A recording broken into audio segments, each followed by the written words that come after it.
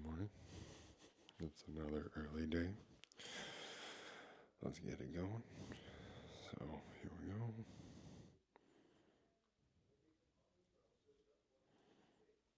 We're going down. And then one sec.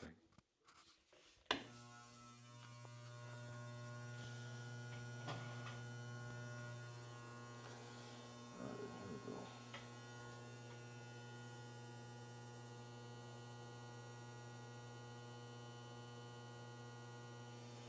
304.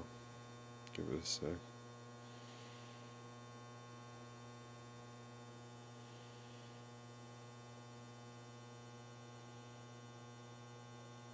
Yeah. It's really early. I'm still feeling better and stuff, but I ate pretty late last night, so we'll see how it goes. But for now, we're feeling good. I think one thing we'll see at the end of all this is the body fat percentage. That's a very good indicator that I made progress. So we'll do that. But yeah, it can be a little discouraging to see this, but I think we're gonna keep rolling. I'm still getting my lifts in, still getting a lot of protein in. The food selection has been really good, and I've been hydrating and everything else as well. So I can't complain. I'd love to do a resting metabolic rate test though, just to see where I'm at, because I know it's probably low. So I'll have to get those done one morning, but I have to do it fasted without food to get an accurate, idea or an accurate depiction of where we're at. So we're on to the next thing. Let's go. So I'm in the training room, and Brennan just made these cookies. And last time I had them, they were godlike. Literally only had one, and then I went back to get more an hour later, and they were all gone. And then here I have the breakfast burrito. Low-cal tortilla, high fiber, very low-cal enchilada sauce, grass-fed beef, 97.3 or 93.7 lean, 2 eggs, low-cal, high-protein cheese, and some onions. It's amazing. So I'm not struggling as much, but damn, that looks good too. I'm a huge sweet tooth. Go done. Boom, boom. I'm getting some night cardio. So we whatchamacallit? I had some dinner, and I didn't want to do this, but like I said, I like the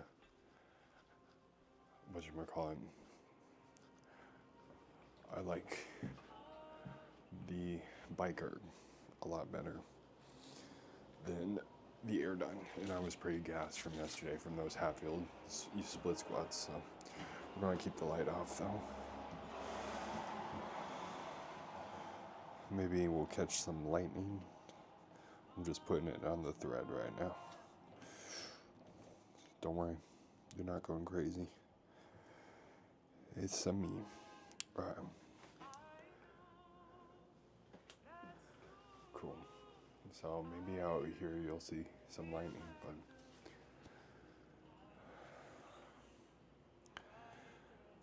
let's see.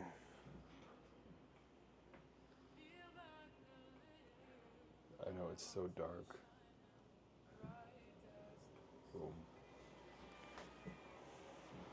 Alright. 35 minutes tonight. Here we go. We're gonna do it. The legs are feeling pretty tender, but we're feeling good overall. Not a lot on my mind tonight other than enjoying the weather. Happy it's almost the holidays. Thankful that I'm feeling good. Thankful that I've been given what I've been given in life, and I'm riding a good wave right now. So just in this moment, sometimes it goes up and down, but I'm trying to be grateful for everything that I've been given, and enjoy the holidays and appreciate all the good things, because there's parts of the world right now that are going through it.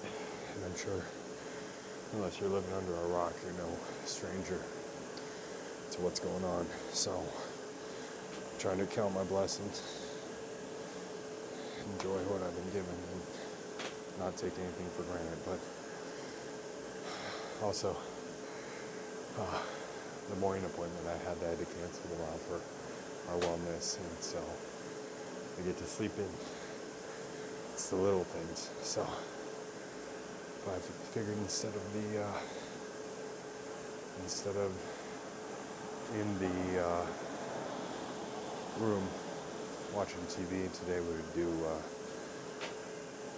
it on the balcony. See if any rain comes through, maybe some lightning. We heard some lightning, or saw some lightning and thunder earlier.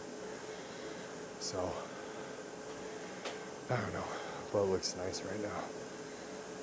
Right after that rainfall, everything's clear, but you can still see the clouds. It looks nice on the camera too. This camera's supposed to be good in dark settings. But right now, you're currently watching me from the laundry room, or from the dryer and washer. So, but we're good. I got my glasses fixed, or updated, which was really nice. Didn't have to worry too much, because my speaker wasn't working, or the microphone, so I couldn't really talk into it or take a phone call. And I went to the store, we did an update, and the update specifically said for audio issues and stuff, or microphone issues. And here we are. So it resolved it, but I'm listening to my music through my glasses right now. So, but I figured I'll be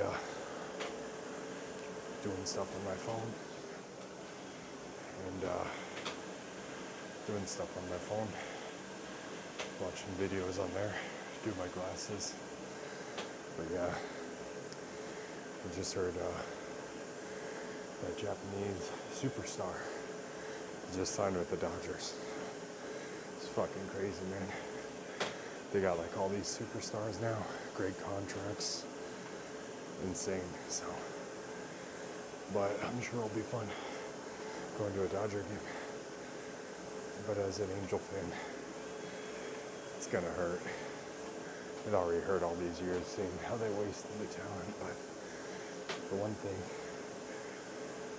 is there Jesus, is there a God?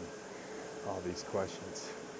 And for me, one thing that's gonna keep me up now is what the fuck was going through the owner Art, his head with the talent you got. Like, how did you not try to put anything together? You had the major pieces of the puzzle. I'm not a big baseball fan though, so I can't speculate on what was because I don't really have any idea. But you gotta believe you got two amazingly talented individuals such as Shohei and Mike. Why would you squish that? But, you don't know what you have until it's gone, so I wonder how next season will be. And it's living in the shadow of, SoCal, in terms of the Dodgers have a huge fan base. So, I don't know why. I'm a Lakers fan, an Angels fan, and a Green Bay Packers fan. Something I know I talked on the last video, but something about the Packers being, my family's from the Midwest, but something about being, the town's 100,000 people, and they don't have much else. It's insanely cold most of the year, and my aunt and uncle were telling me, if they win, you go out and eat and drink, and you're happy and merry. And if they lose, you go out and eat and drink, but you're bitter and a little sad. But I root for them because they're a small team. I am an owner in the Packers. But I live a very modest lifestyle, as you can tell. And what I mean by that is you can buy stock in the Packers and be an owner is, kind of something fun to say, right? I do own stock in the Packers. I'm a part owner. But I got it for Christmas one year from my mom and dad. And I don't know. I was so jazzed about that. I really love those little novel entertainment type things, like being a land for a lord, owning a piece of land in Scotland. I always wondered.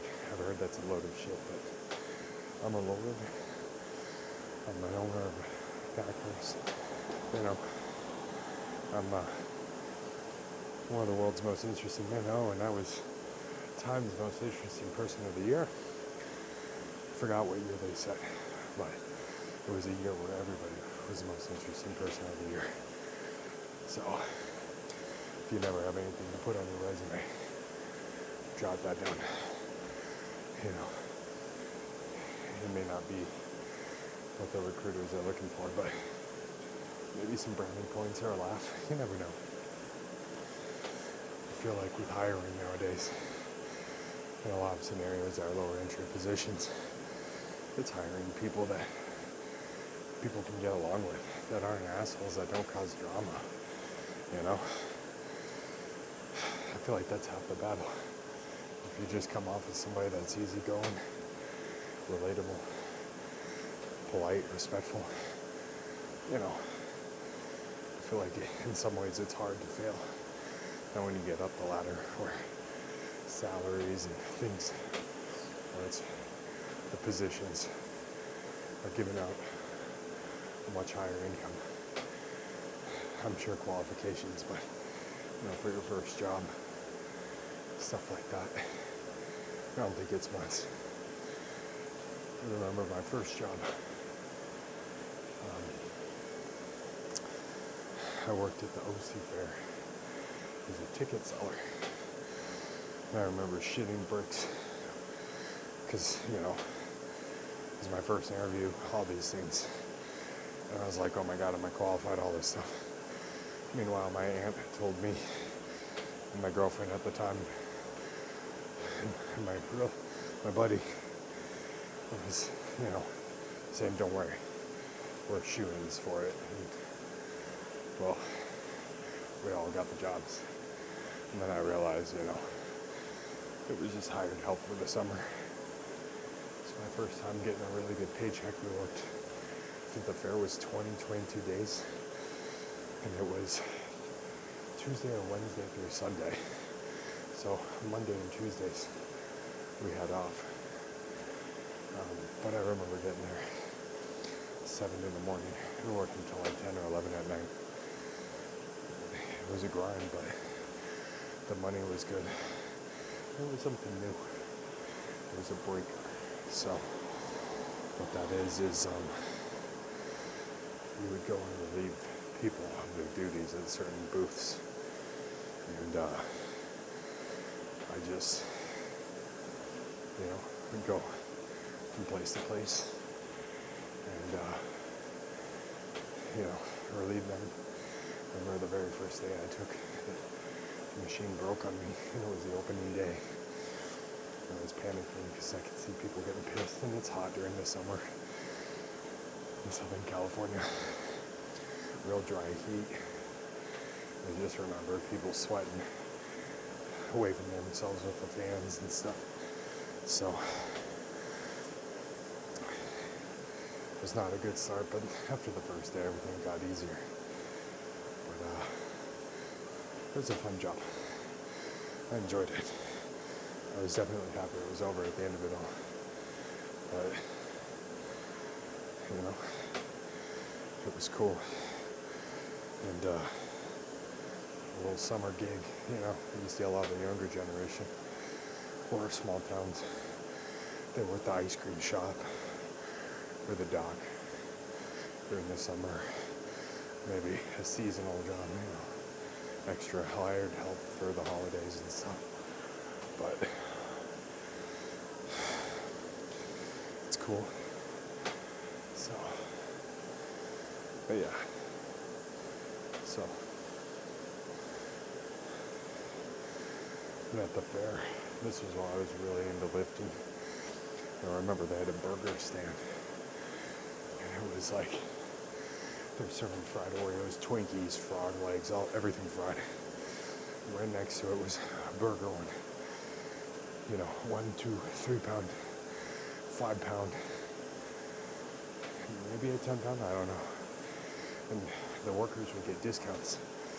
So every night when I was on my, trying to build and get stronger, I was trying to get my protein and visit the little Mediterranean kebab one. And at the end of the night, all the extra skewers they had out, you get for like half price or free. You know, if they didn't care or they had too much left. I would always get that. It was great. I love when you get those little freebies or the perks of working the job. You know, it's like you found your own little gold mine. You could go back every day and get more and more. I lived in abundance. The 3-scoop lifestyle, you know. But I remember it was like the final week and I'd been eyeing that burger stand the whole time. And I said, let's do it one day. So I went in at closing. I got the 5 pound burger. And I smashed it, man. It was amazing. But the next day, I was going to the restroom all day. It was more than I'd ever eaten in my life, or at least at that point in time. It wrecked me. It was good. And I loved it. And then I realized, yeah, fair food doesn't mix well for the most part. Side note, doing the rides and stuff too from working there. The workers, they put that shit up in a week. And I remember telling my girlfriend at the time, don't go on those things. It's a death trap, or at least some of them, right? The little roller coasters, whatnot, whatever. But that one that goes in a giant circle, or the slingshot one, those were horrible. And I said that, and she's like, oh, it's no big deal. Later that week, it broke onto the news, and it was that fair in Ohio, where you saw those people that were strapped in to that giant, you know, it was like a horizontal bench, and they're strapped in, and you're going in circles, reverse circles, and it launched off its hinges out into the crowd. I don't even remember if people died. I know people got really badly maimed and injured, but I just remember she came to me and she's like, okay, maybe I shouldn't do that. I was like, I mean, not all of them, but I just remember she was like, holy shit, you were right. I was like, that was funny. The timing could have happened any other time, but it happened then. And yeah, going to the fair, man, there's certain things where I don't trust it, you know. But, you know, I also try to think, look, if these are truly bad, he wouldn't do it. They wouldn't allow it. If there was such a high death rate or accident rate, injury rate, incidence rate, whatever, it wouldn't be safe. And, sorry, reposition. And then I remember, you know, it kind of sparked my fear of flying. Because people go airplane, there's less accidents of airplanes, you know, than cars. It's safer to fly than it is to drive. But my counter to that is, although the statistics show that when something does go wrong, and you're free falling from the sky or something, you know, you hit ground, that's it. It's done. Whereas in a car accident, you know, assuming you were defensive and maybe you saw it or were able to react a little bit beforehand, most car accidents, you survive. You get injured, but you survive. So when things are bad, they're really bad on a plane. Things are bad with the car. There's a good chance you're coming out on the other side, breathing. And, you know, disregarding a couple injuries out. But, yeah, every day is a risk assessment. Going out doing your stuff. You never know, man. Fucking meteorite. Little piece of asteroid could hit you right in the head. You'd die. You know, I never want to die from something stupid or out of my control, you know? Like, assuming the risk. But at the same time, you know, it's inevitable. Happens all the time. You know, that's why if you're ever, this is something I think more people should talk about, have a PSA. But if for whatever reason you ever die at the gym, or you get injured horribly, unless it was, you know, some amazing feat of strength, you cut the tape, you don't film, you scrap that video, you throw it out, you go to the bar, and you add more weight, and you take a picture of the aftermath. You know, if it was squat and you fucking blew out your knee, you go off to the ER, and your boys, they come in, and they load that shit up with, let's say, 50% over your 1 rep max, or whatever was on the bar.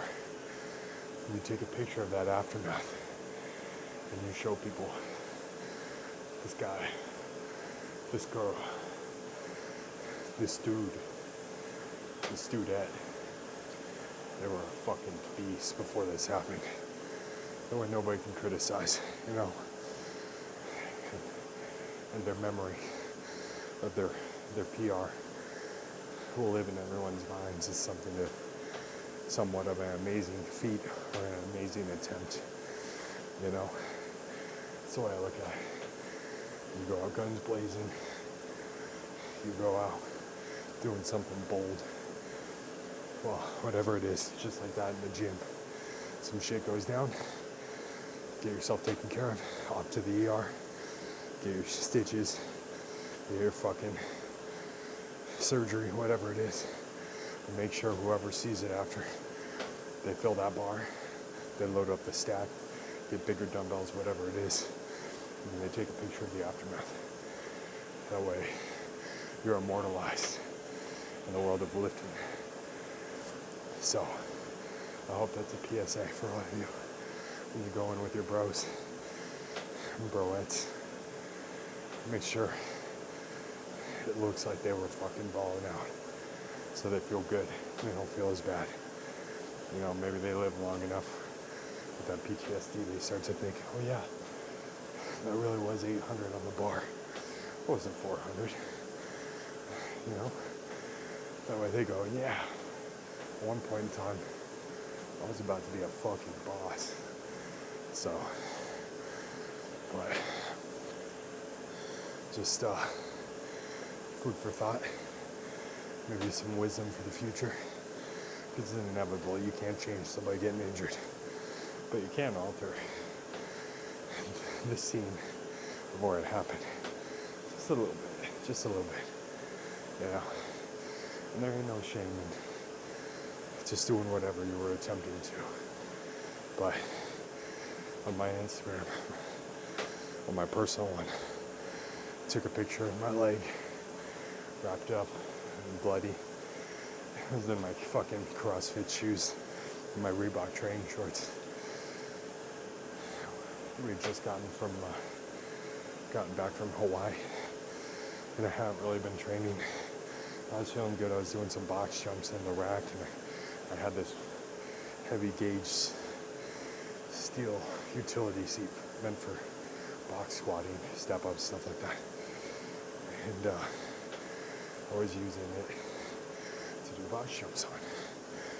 And I did 3 sets of 4.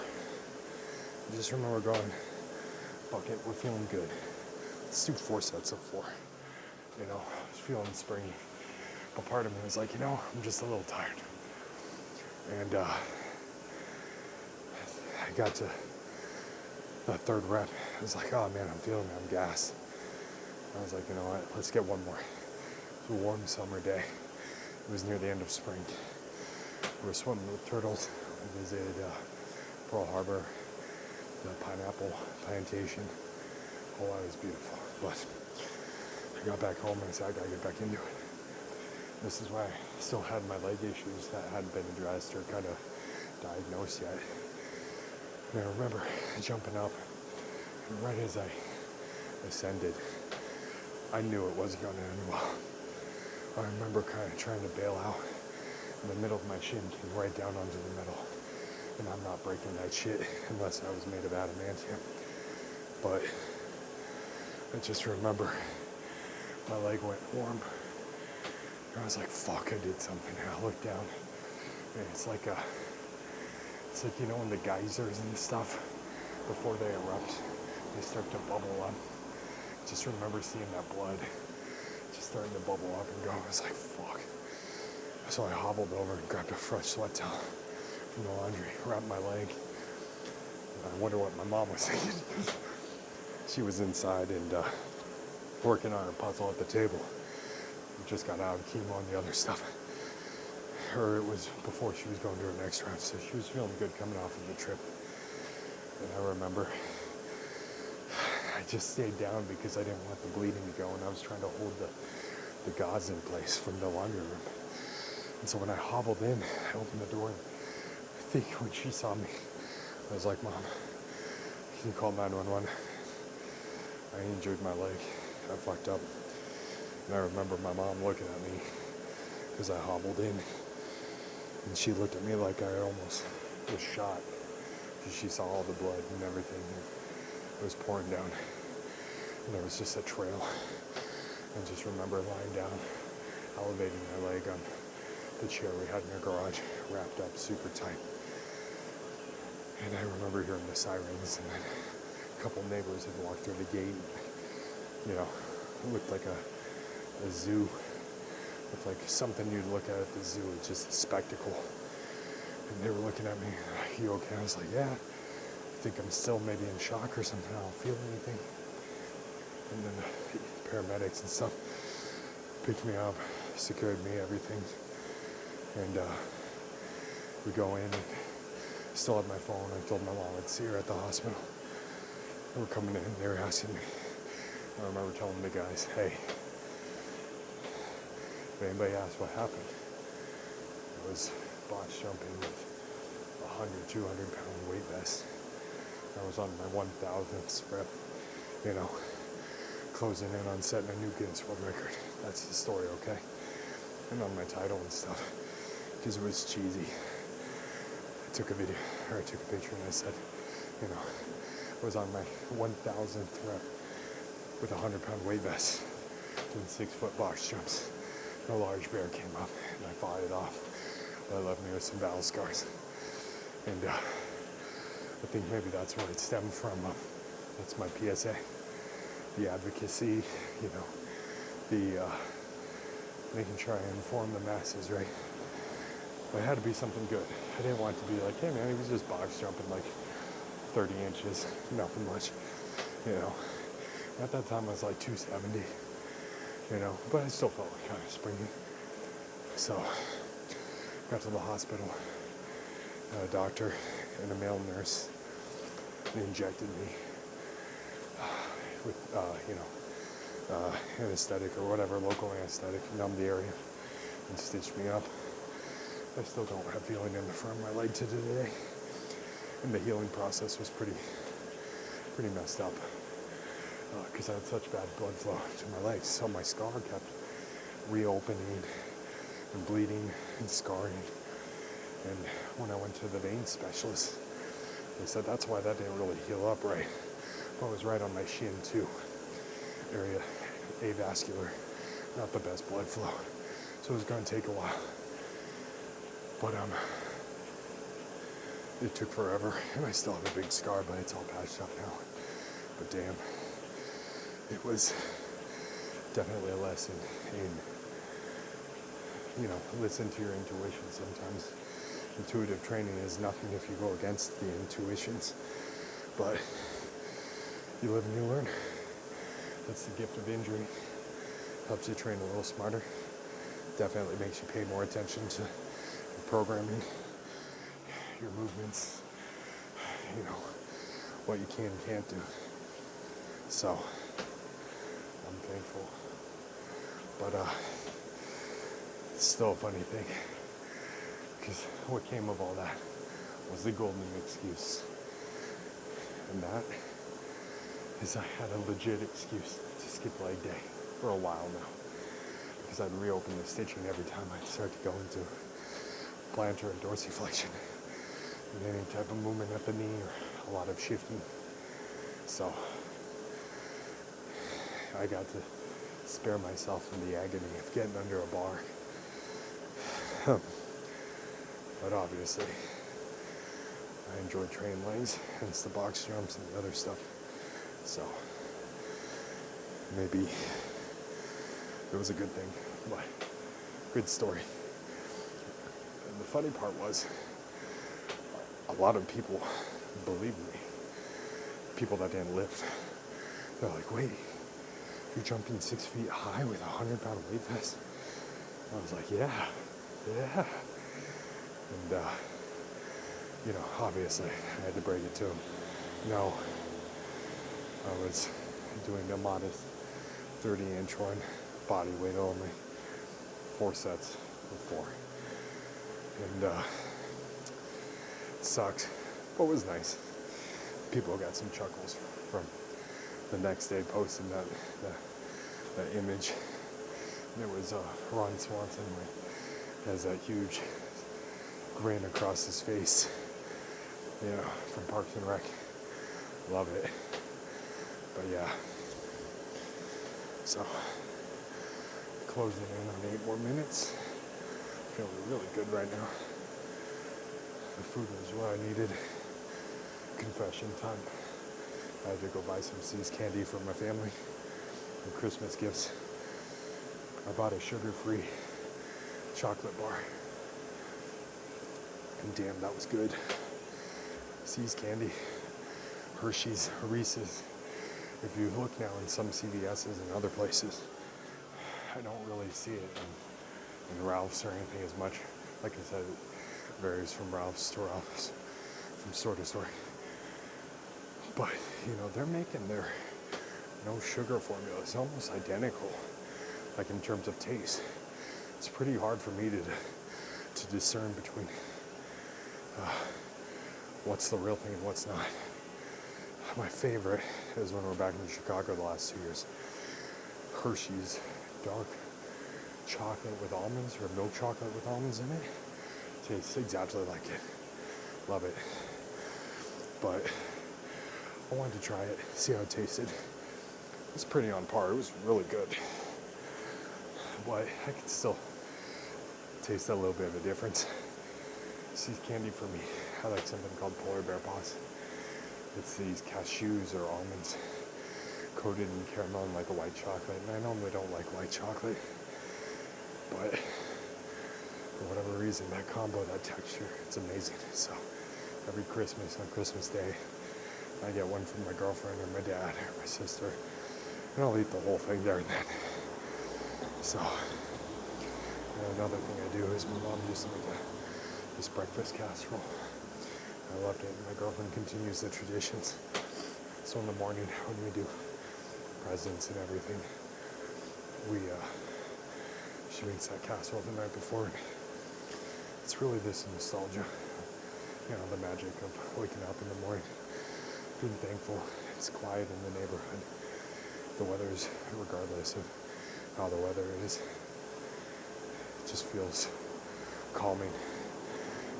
Because your assumption is everybody else is waking up and just trying to enjoy the morning, or at least enjoy the peace and the kind of the good nature of people on that day.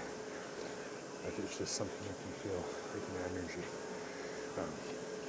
But I wake up and I know I'm having that casserole, and I'm probably having those Polar Bear Paws. So I go pretty ham, but our weigh-ins, our weigh-in is in 9 days. So I gotta just make sure I finalize and get under that 300. And I know it's there. It just pisses me off.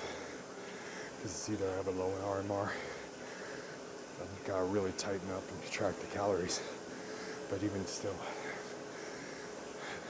for how I'm eating a fraction of what I should be, and still haven't. But the couple of Friendsgivings, I'm sure I padded it a little bit with those calories. But I'm still getting my workouts in every day. I've upped the cardio 5 minutes this week on all 3 sessions, so an extra 15 minutes. I'm doing some in the morning after my L-carnitine. And I'm getting 10,000 plus steps a day, so things are going. It just sucks, because I'm just wondering, what it is. But I also know there's those drops, and 300's a big set point for me. In my past years, I've always stuck here. Last time I was around here, I was hopped on keto and intermittent fasting, and I went down to 285 pretty quick. But, I was running pickup games and stuff at heavyweight and doing a lot of stuff. So I definitely think that lack of water, not retaining glycogen,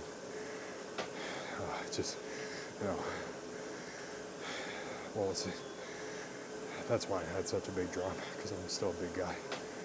But damn, it took a while. So, and then from 285, I got down to 266, 268. When I left for a Vegas trip with my friends. And that was probably the most in shape I was the last time. But felt great, felt lean, felt light. Really enjoyed myself in that body I was in. So I'm hoping once we finally descend below 300, it'll be a nice drop to around 290 relatively quick. But 2024, even though I set that goal, it's not as much as it is eating well-rounded and fueling myself. I'm eating very well-rounded, and food's just rich in protein, micro and macro nutrients. But fueling for performance and trying to get better than trying to just diet hard. But I think I can get the best of both worlds in that. Just gotta keep on top of my blood test and see where I'm at, and get my markers better. So once I've optimized my hormones, it'll be better. I'm really hoping for that increase in test. Part of me wonders, having bouts of ball pain and the other stuff. In the past, I thought it was maybe jock itch. But I wonder if there's something going on down there. Sorry for the TMI, because my test has been low for a while. But if I can raise it up without having to do TRT, that'd be awesome. Ending this year, I'm super proud. I dropped 40 pounds. I'm doing it without my tests being at normal levels. They're abysmal. They are completely abysmal. But I was still able to do the body comp changes and do it. But I could tell my performance was not there. So, the trade-off is I don't think I can keep getting leaner without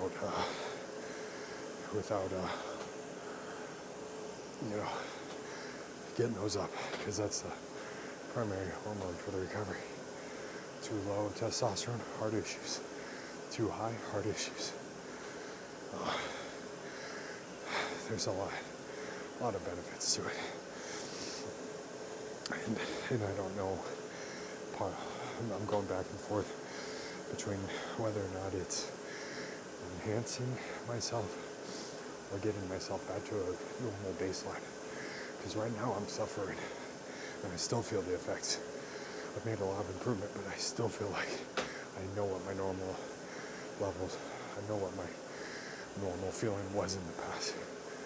So, And then the story changes. If I was deadlifting like 900 pounds and then getting my testosterone to normal, people would say, well, it's because of the testosterone. But right now I'm categorically very low, deficient. It's causing me issues. The signs, the symptoms are there. And I have some full support from Eric and hopping on, but the 30-year-old in me is like, damn, that's so young. So, because once you're on it, you're on it for life.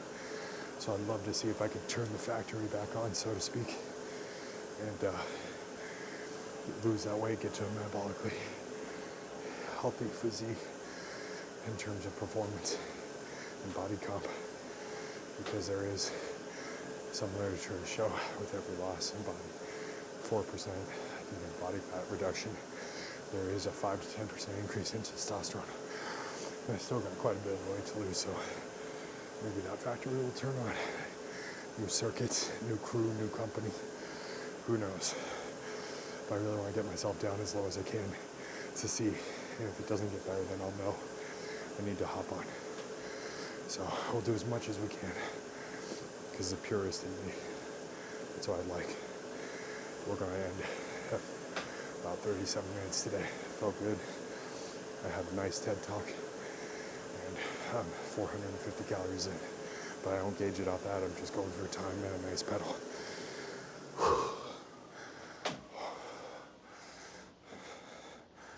There we go. But thanks for sticking around, guys. Feeling good. Good night.